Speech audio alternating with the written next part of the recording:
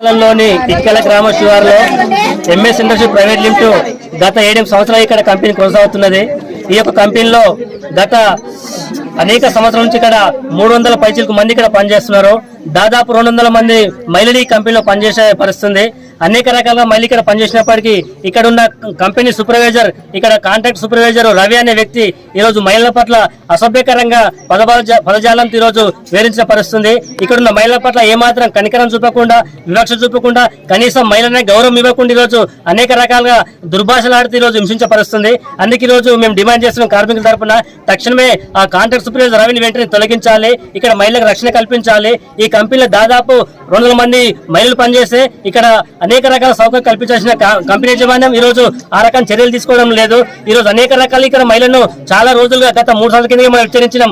అనేక మంది మహిళల పట్ల ఈరోజు దుర్భాషలు ఆడిండు. మనం అయినా కానీ హెచ్చరించిన కానీ ఈరోజు కంపెనీ యాజమాన్యం అతని పట్ల ఏమాత్రం వైఖరి ఈరోజు తీసుకోకుండా ఈరోజు కఠినంగా వేధిస్తుంది. ఇది చాలా దుర్మార్గము. అందుకే ఈరోజు కంపెనీ యాజమాన్యం కూడా హెచ్చరిస్తున్నాము. తక్షణమే మహిళల పట్ల ఎవరైతే వివక్షగా మాట్లాడిండో ఆ రవిని వెంటనే తొలగించాలి. ఇంకా మిగతా ఇద్దరు సూపర్వైజర్లు ఎవరు ఉన్నారో వాళ్ళు కూడా ఈరోజు మహిళల పట్ల చాలా దుర్భాషలు ఆడుతున్నారు. తక్షణమే వాళ్ళని ముగ్గురిని ఇక్కడ కంపెనీ నుంచి సస్పెండ్ చేసి ఇక్కడున్న మహిళలకు రక్షణ కల్పించాల్సిందని డిమాండ్ చేస్తున్నాం. నిజం మాట్లాడతారు.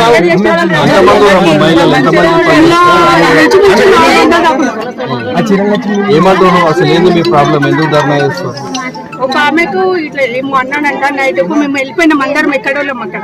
పాపం 11 గంటలకి ఇక్కడ పోతరపల్లి వాళ్ళు మొత్తం వచ్చి ఇక్కడ ఉన్నారంట. లులీలైనాయంట.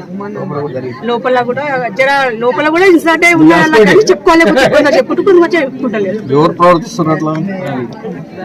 ఇక పేరు చెప్పి మేము ఎందుకు అన్నోళ్ళని మళ్ళా ఎవరైనా టార్చర్ ఉంది. ఉన్నంత అనద్దు, ఊళ్ళు ఉండకూడదు అన్నట్టు ఉన్నది. సౌకర్యాలు అని బాగానే ఉన్నాయి. మీ కంపెనీలో ఎట్లా సౌకర్యాలు చెప్పారు. చేతి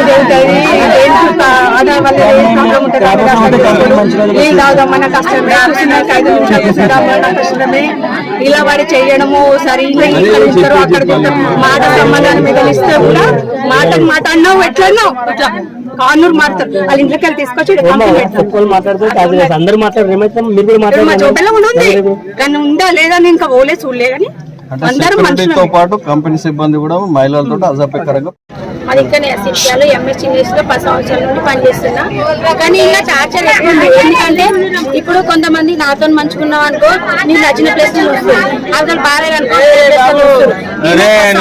వస్తుంది. ఏడ పని చెప్తే ఆడ పని చేస్తుంది. ఆమె మొన్న లైన్ కు 6 లైన్ పోతే గంట సేపటి దాకా ఈ లైన్ కి అవసరం లేదని చెప్పేసి గంట సేపటి దాకా ప్రొడక్షన్ ఆపుకురంట. ఆమెను పక్కన తిప్పలేరంట కానీ ప్రొడక్షన్ ఆపుకురంట. ఏమైనా మనంటే లైన్ ప్రాబ్లం అని చెప్పిరంట. కానీ ఆమెను పక్కకు పోయినాక ఆమె దొమ్మరిది, ఆ లైన్ కి అవసరం లేదని అన్నారంట. అట్లనే వాళ్ళు మాట్లాడే పద్ధతులు. సరే నీకు ఇష్టం లేకపోతే అమ్మ నువ్వు ఇలా అనుకో అలా అనుకో నువ్వు చెప్పి చేయించుకో. కానీ పక్క లైన్కో దొమ్మరిది వీళ్ళు ముంగట అన్నారు. సాటుకు అయిన తర్వాత అట్లా ర్యాష్గా మాట్లాడదు. ఇప్పుడు అవసరం లేదు. సూపర్వైజర్ అంటే మ్యానుఫ్యాక్చర్ ప్రొడక్షన్ చూసుకుంటాడు. అట్లాంటి పద్ధతులు ఉన్నాయి. మిగతా వాళ్ళంటే సరే అంత లేవు. కానీ వీనైతే మరీ ఎక్కువ ఓవర్గా చేస్తాడు. మళ్ళీ ఈ విషయం మీరు కంపెనీ యాజమాన్యానికి చెప్పలేరా? సార్ ఫస్ట్ నేను ఒకసారి 7 సంవత్సరాల కింద మమ్మల్ని అన్నాడు మాట.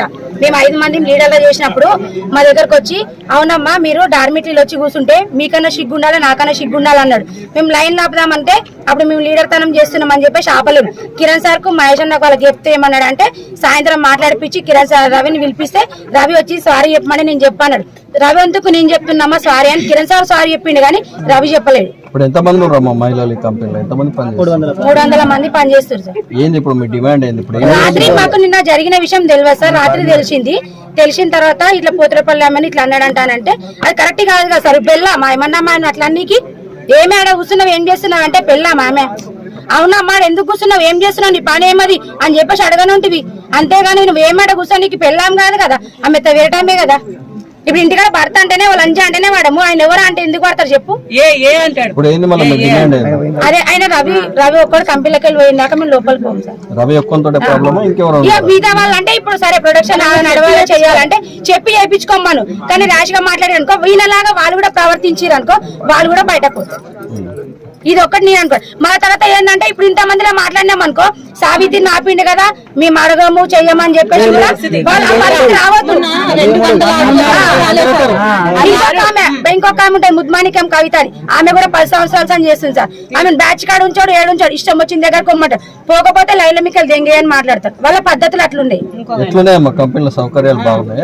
సౌకర్యాలు అంటే ఏం లేదు సార్, అది మేము 10 సంవత్సరాలు నేర్పుతూనే ఉన్నాం. కానీ పరిష్కారం అయితే రాత్రి జరిగింది.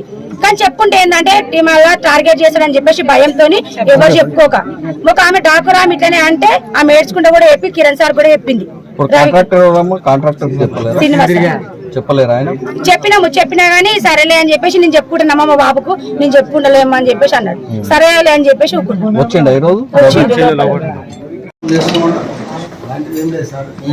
అని స్లీపర్ యాక్చువల్గా స్లీపర్ పని చేయకుండా చెకింగ్ పాయింట్ ఉంటే ఏమో నువ్వు ఏం పని చేస్తున్నావు ఇక్కడ చెకింగ్ కాదు కదా, నువ్వు స్లీపర్ పని చేసుకోవాలని చెప్పాను.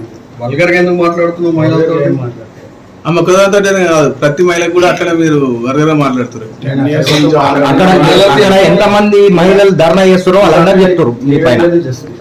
అప్పటి నుంచి చెప్తాను మహిళలతో అసభ్యంగా మాట్లాడడం, లైంగిక వేధింపులు చెప్పుకుంటే ఇప్పుడు ఎట్లా చెప్తాను. ఇంత ముందు కూడా ఏంటంటే కానీ మీరు టార్గెట్ చేయడం వల్ల బయట కాలేదు. సార్ కామెంట్ చేసిరట కదా, మీకు ఎదురు మాట్లాడితే మీరు డ్యూటీ తీసేసి వెళ్ళగొడుతున్నట్టు కదా. అన్ని కూడా చేస్తారు, అందరు చూస్తే తీసేస్తాం. అలా ఏం పేరు లేదు, ఏం చేస్తాను సూపర్వైజర్, కాంట్రాక్ట్ సూపర్వైజర్, లేబర్. మీ పేరు శాంతమని. ఆమె మళ్ళీ ఇప్పుడు పోలీస్ కంప్లైంట్ కూడా చేసారు. నేను రాబోయే పోయే గిట అంటున్నాంట కదా, డెంగే గిట అంటే కదా, ఇలాంటి బాటలు ఎవరైనా అన్నది వాళ్ళని సృష్టించేదే చెప్పారు. బయటకు వచ్చి చెప్పొచ్చు కదా, చెప్తే